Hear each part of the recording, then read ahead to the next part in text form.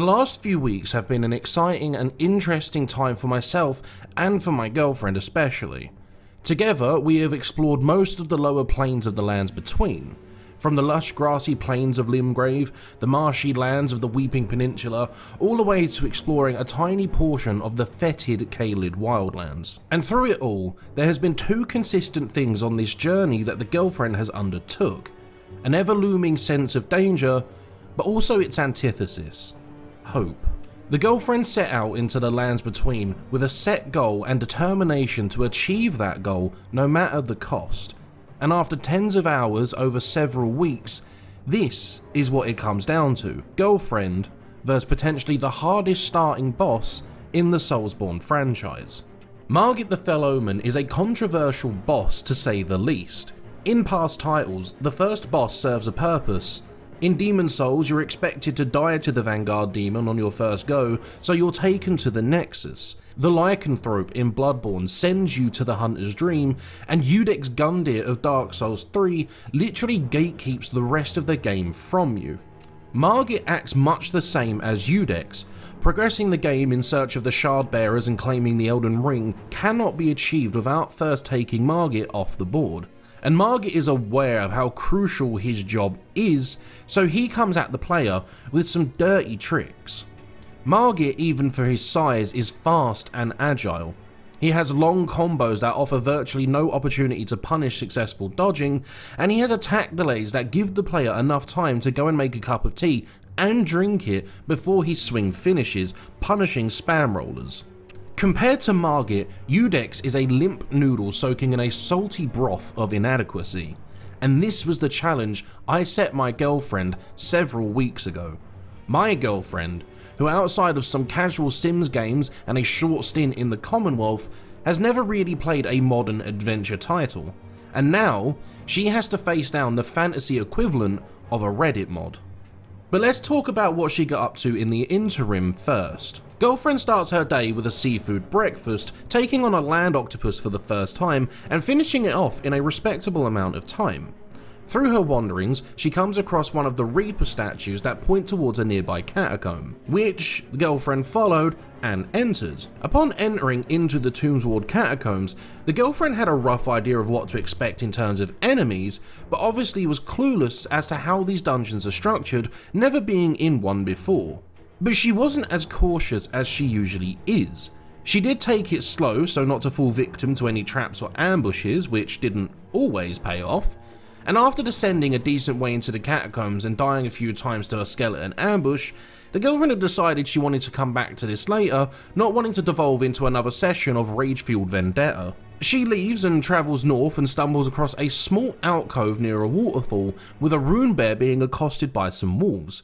And seeing this as a good opportunity to practice, she let the wolves whittle the bear down as much as possible before all dying off, then moving in and taking the bear out herself. Feeling emboldened by her victory over the bear, the girlfriend retreads old ground and attempts to take out the hero of Zamor once again. But those who don't pay attention to history are doomed to repeat it.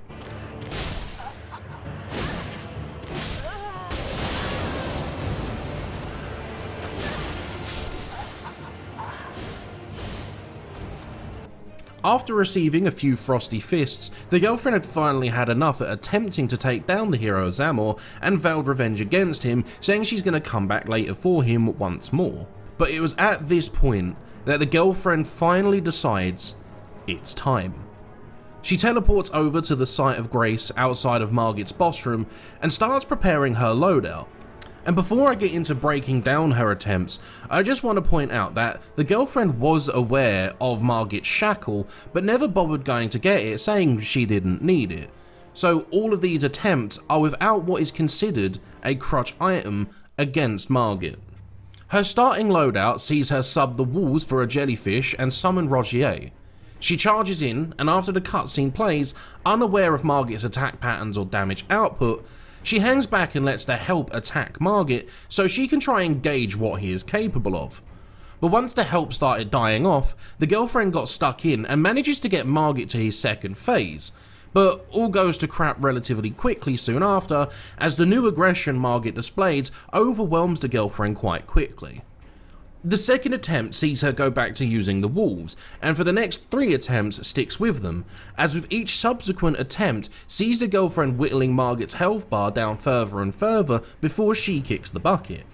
Even getting to a point where between the wolves, Rogier and her own damage output can get Margit down to phase 2 in less than a minute. In her 5th attempt, the girlfriend brings out the skeleton summons, doing away with the wolves, which is potentially a smarter move as the skeletons do get a revive ability, keeping him in the fight for a lot longer than most low level summons. She achieves phase 2 quite quickly once again, but does get a little bit careless and gets comboed to death. The 6th attempt was not much different, but now we're at lucky number 7. Attempt number 7 saw the girlfriend apply blood grease to her weapon before entering the arena and summoning Rogier and the skeletons once again. But this time, she immediately went right, taking a flanking route, letting the skeletons charge Margit head on, distracting him long enough for the girlfriend to get behind him and take a few swings. Margit backs off and it looks like they're going to get him stuck in a corner and deliver a lot of damage at once, but Margit leaps out of the way once again. The skeletons get in once again with distracting chip damage, and Rogier comes in clutch with a magic weapon, stunning Margit, which allows the girlfriend to get in close and start wailing on him. This is where the bleed build-up finally catches up with Margit, and Bloodloss sees a hefty chunk of his health bar evaporate. Lashing out, Margit takes out both skeletons and turns his focus to Rogier, handing him his own arse. The girlfriend actually gracefully dodges through one of Margit's combos, and Rogier once again comes in with the chip damage distraction, dropping Margit to a knee once again. Margit gets the salty run back on Rogier, finally killing him off, leaving it down to the girlfriend to clutch this fight and take Margit out. She retreats in a panic now her allies are done in. She starts to retreat and Margit wings her with a magical dagger, sending her into a panic roll spam fest, but she calms and collects her thoughts. She sees Margit edge walking towards her with a dagger out, preparing for another attack. She rushes in herself and takes a swing, and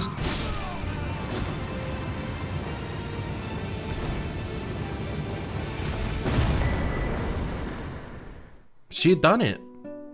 A task I thought that would have been near impossible for her was over. 7 attempts over 10 minutes, making up for her weaknesses with the spirits, taking her time to analyse the situation and move in with precision. Her willingness to learn a game so far out of her comfort zone led to this moment where my girlfriend, my non-gamer girlfriend, took out the hardest starting boss in Soulsborne. And I couldn't be happier. Even more surprising than that, she wanted to carry on. What did he say? She wanted to explore Stormvale and see what lies beyond, but we stopped here for now, proud of what she had accomplished. She took some time afterwards to reflect on her journey so far, recounting how she started as a clueless whelp in this new world, being taken down by basic mob and hiding in bushes, all the way to taking on bosses that were well above her level, but gaining more confidence and going in with more determination and fervour than the last. And as much as I tried to stay out of her way, only helping her when absolutely necessary, she never undertook this challenge alone. The support you offered in this series to her really kept her spirits up and made her believe she could actually do this. And it paid off spectacularly. So not just for the girlfriend, but for myself as well, I would like to thank each and every one of you who watched this series, who offered support, who left a comment or liked or subscribed in support of the girlfriend, as it meant the world not just to me, but more to her than anything else. And that's more important than anything to me. But now there's that twinkle in her eye, she realises that the rest of the lower planes of the lands between are open to her, and she seems more eager than ever now to experience more of the lands between. And if you guys want to be there for her in these journeys, then please leave a like on the video, hit the subscribe button and turn the notifications on, so when she does finally get around to exploring the rest of the game, we can all join her once again on her journey. Because as we all know, Margit was just the beginning. Thank you all so much for watching, and we'll see you next time.